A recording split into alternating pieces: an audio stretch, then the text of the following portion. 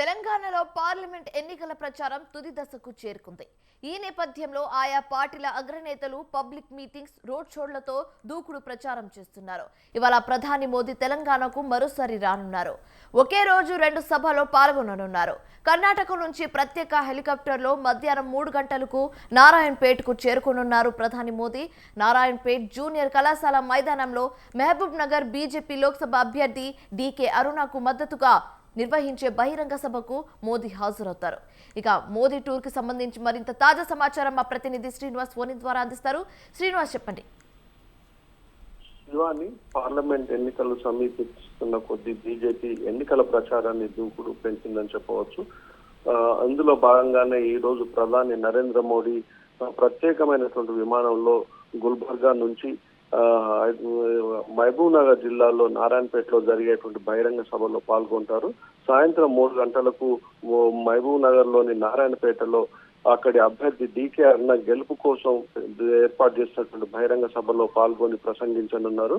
అక్కడి నుండి హైదరాబాద్, అదేవిధంగా సికింద్రాబాద్ పార్లమెంట్ అభ్యర్థులు కేంద్ర మంత్రి కిషన్ రెడ్డి, రాష్ట్ర అధ్యక్షుడైన కిషన్ రెడ్డి గెలుపు కోసం, అదేవిధంగా హైదరాబాద్ పార్లమెంట్ అభ్యర్థి అయినటువంటి మాధవీలత గెలుపు కోసం ఎల్బీ స్టేడియంలో జరుగుతున్నటువంటి బహిరంగ సభలో పాల్గొని ప్రసంగించనున్నారు.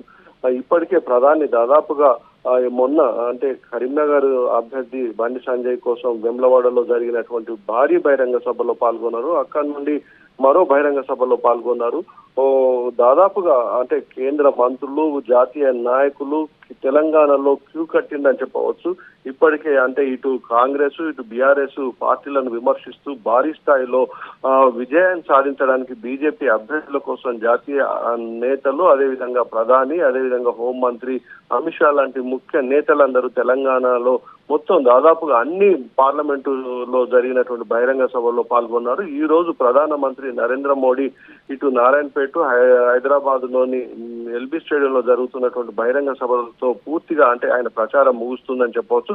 రేపు కేంద్ర హోంమంత్రి అమిత్ షా కూడా మరోసారి తెలంగాణకు రానున్నాను. వనపర్తి, అదేవిధంగా వికారాబాద్ లో జరుగుతున్నటువంటి బహిరంగ సభలో కూడా రేపు కేంద్ర హోంమంత్రి అమిత్ షా కూడా పాల్గొన్నారు. రేపటితో దాదాపుగా ఎన్నికల ప్రచారం ముగుస్తుందని చెప్పవచ్చు. మొత్తంగా ఇటు ప్రధాని నరేంద్ర మోడీ, కేంద్ర మంత్రులు, ఇటు అమిత్ షా, అదేవిధంగా రాజ్నాథ్ సింగ్ లాంటి ముఖ్య నేతలందరూ బీజేపీ అభ్యర్థుల కోసం పెద్ద ఎత్తున జరుగుతున్నటువంటి బహిరంగ సభలో పాల్గొని ఇటు బీజేపీ అభ్యర్థుల గెలుపు కోసం కృషి చేస్తున్నారని చెప్పొచ్చు. మొత్తంగా ఈ పార్లమెంట్ ఎన్నికల్లో బీజేపీ తెలంగాణ నుండి డబుల్ డిజిట్ దాదాపుగా 10 స్థానాల్లో విజయం సాధించే అవకాశాలు ఉన్నాయనేటువంటి విషయాన్ని కూడా అగ్రనేతలు చెప్తున్నారు. ఈ రోజు ప్రధాని నరేంద్ర మోడీ ఇటు నారాయణపేట, ఎల్బీ స్టేడియంలో జరుగుతున్నటువంటి బహిరంగ సభలకు భారీ జన సమీకరణ కోసం బీజేపీ నేతలు కృషి చేస్తున్నారని చెప్పవచ్చు.